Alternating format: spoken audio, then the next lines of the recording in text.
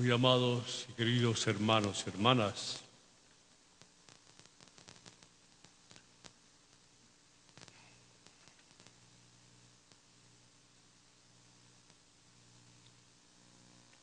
el Evangelio nos va a recordar con claridad que el pan que alimenta para siempre es el cuerpo del Señor. Es ese cuerpo que se parte para ser entregado a cada uno de nosotros. Es ese cuerpo que se hace presente en todas nuestras misas y que nosotros tenemos que recibirlo para entregarlo también a aquellos que andan buscando una vida que satisfaga, una vida que valga la pena vivirla. Felizmente estos días, en esta semana sobre todo, tenemos el ejemplo de grandes santos que han captado esta dimensión de la Eucaristía, que la han vivido plenamente y han tratado de llevarlo y repartirlo y compartirlo en todos los lugares donde el Espíritu los llamaba. Recordemos brevemente que hoy celebramos la fiesta de San Ignacio de Loyola, hombre de fe, hombre de acción, hombre de Dios, que llevó este alimento a tantos pueblos y pidió que se lo siga repartiendo también a quienes lo necesiten. Mañana es San Alfonso María de Ligorio, otro santo extraordinario por su amor a la Eucaristía y por su amor al pueblo. Llevar el cuerpo del Señor en la palabra, que es alimento, y llevarlo en la Eucaristía para que el pueblo no desfallezca. El día 4 vamos a recordar al santo cura de Ars, otro extraordinario enamorado de Cristo en la Eucaristía y en la cruz. Alguien que sigue inspirando hoy a los sacerdotes, especialmente a los sacerdotes diocesanos, en la forma y manera de llevar el Evangelio. Y el día 8 es Santo Domingo de Guzmán. Por supuesto que nosotros hoy rezamos por esas congregaciones que están prestando servicios en nuestra arquidiócesis, en nuestra iglesia y en la iglesia entera. Pero con ellos quisiéramos captar y comprender qué quiere decirnos este Evangelio. Cuando vemos a un Jesús que se baja de la barca y va al encuentro de un pueblo que estaba cansado, fatigado, es Él el que toma la iniciativa. Es Él el que siente compasión por ese pueblo que sufre. Es Él que comienza a devolverles la esperanza salvando a los enfermos. Es Él el que se mezcla con la gente para decirles palabra de vida, para recordarles la esperanza a la que estamos llamados, para ser presente también para ese pueblo la finalidad de la existencia, que no es envolvernos en cosas materiales o enriquecernos para aparecer mejor que los otros, sino que consiste en dejarnos poseer por la fuerza del Señor. El texto es claro. Al atardecer, los discípulos se acercaron a Jesús y le dijeron: este es un lugar desierto y ya se hace tarde. Despide a esta multitud para que vaya a las ciudades a comprarse alimento. Este es un lugar desierto. Allí estaba el pueblo. Allí donde no había pan. Allí donde faltaba el alimento. Pero ellos seguían a Jesús, escuchando su palabra, que les renovaba el espíritu y les devolvía también las ganas de seguir caminando. La actitud de los discípulos despide a esta multitud. También se repite varias veces. A lo largo de la historia de la Iglesia siempre ha habido gente muy piadosa y muy buena, gente hasta devota, que se despide a esos porque no hay pan para compartir, no hay nada para darles, que ellos vayan a las ciudades y se busquen su alimento. Y Jesús les dijo: no es necesario que se vayan. Nadie tiene derecho a decir al otro: ándate, o despídanlo. No lo tomen en cuenta. No tenemos que compartir, por lo tanto, tampoco vamos a dar lo poco que tenemos. Ustedes denles de comer. No los despidan. A ustedes les toca darles de comer a esa multitud inmensa. Si no tenemos nada más que 5 panes y 2 peces, ¿cómo podemos alimentar a tanta gente? Esa es siempre la actitud de todos los que, encerrados en egoísmos pequeños o grandes, no tenemos la facilidad de compartir con los otros. No nos gusta esa palabra. A lo mejor nos gusta recibir la comunión, pero no sabemos que la comunión es compartir. Es la vida de Jesús compartida, partida y repartida, para que nadie se muera de hambre de Dios, que al fin y al cabo es lo mejor que podemos desear: llenarnos de Dios, nuestro alimento y nuestra vida.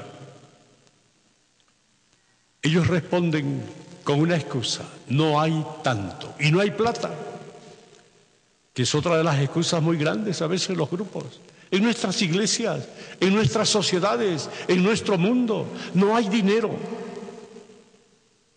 Por lo tanto, no hay que hacer el bien. Tráiganmelos aquí, dijo el Señor. Traigan esos 5 panes y esos 2 peces. Y aquí empieza la parte que a nosotros debe realmente sacudirnos de alegría y emoción. El Señor va a pronunciar las mismas palabras que en la última cena, cuando va a hacer comprender a sus discípulos que Él es el pan, que Él está entregando su cuerpo por todos y que está derramando su sangre para que todos tengan vida. Y lo dice casi con las mismas palabras que la última cena. Y después de ordenar a la multitud que se sienten sobre el pasto, tomó los 5 panes y los 2 pescados, y levantando los ojos al cielo, pronunció la bendición, partió los panes, los dio a sus discípulos y ellos los distribuyeron entre la multitud. No hay hambre que no pueda ser vencida cuando tomamos este camino del Señor. El hambre no lo quiere Dios. El hambre tiene que ser vencido de alguna forma. El mundo ha inventado una serie de soluciones, algunos haciendo que la persona humana no sea más que una pieza de producción, u otros metiéndolo en una multitud anónima donde no aparezca su personalidad. Ambas actitudes e ideologías han sido condenadas constantemente por la Iglesia, porque ni el uno ni el otro soluciona el pan de la verdad, el hambre de Dios, el hambre de tener siempre la libertad propia de los hijos de Dios.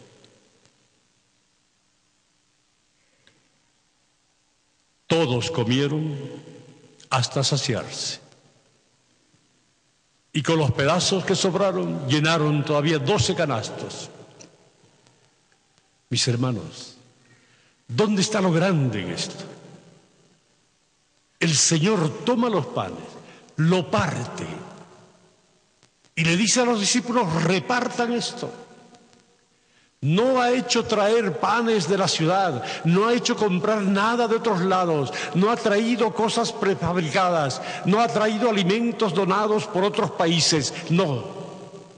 Él ha hecho comprender a los discípulos y al pueblo que cuando se comparte y cuando se reparte, la pobreza tiene que ir cada vez más lejos para que no invada el corazón y la vida de nuestra gente.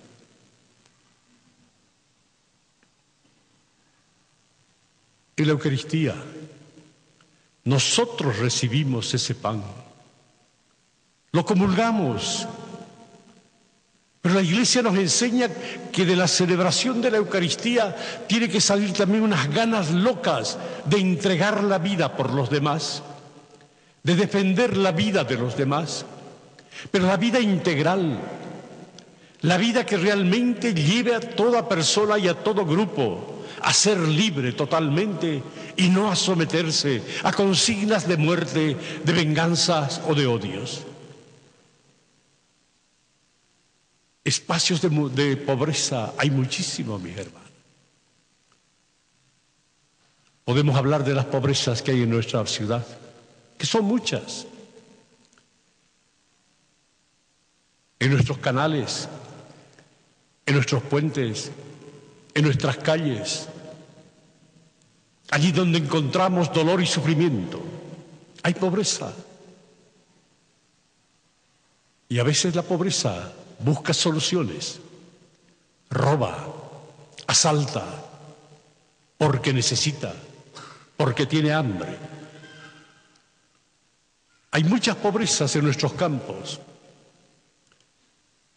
Hay mucha pobreza todavía en Bolivia, pese a que ha desaparecido algo, pero hay que tocar el corazón de nuestros barrios, hay que palpar la vida en nuestros campos, hay que saber que allí donde hay mucha plata acumulada hay mucho dolor, sufrimiento y aislamiento, hay mucha hambre todavía. ¿Cómo saciarla? ¿Cómo hacer que esto desaparezca? Ojalá llegáramos a comprender que es compartiendo, que es no acumular cosas inútiles, ostentosas, cuando hay tantas vidas que necesitan un pedazo de pan.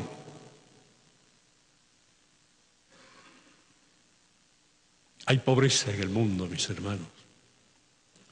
Se nos habla de 60 millones de pobres en México nada más, de muchísimos millones de pobres en todo el continente americano, en todo el mundo. Y asistimos con pena, con dolor, con sufrimiento a todo este drama humano de hambre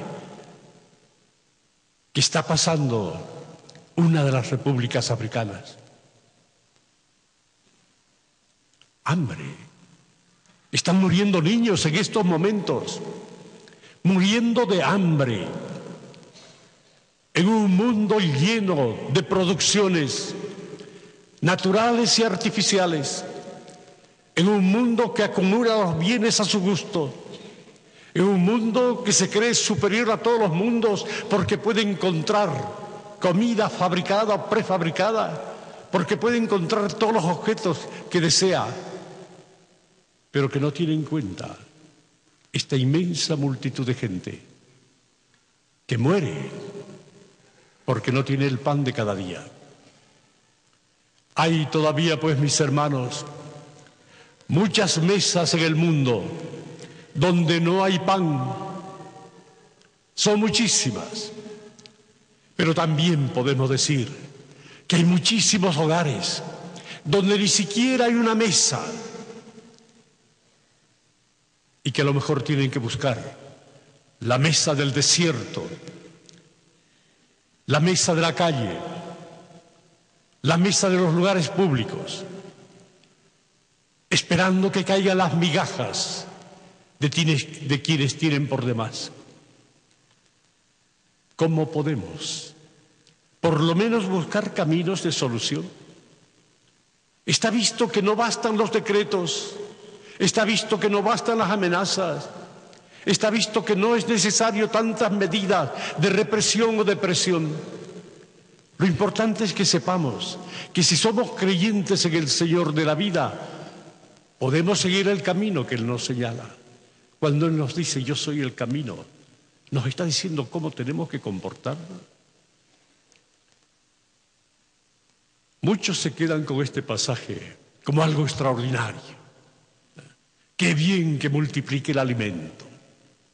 Qué bien podría ser este de autoridad para que no haya más dificultades en la ciudad o en el pueblo.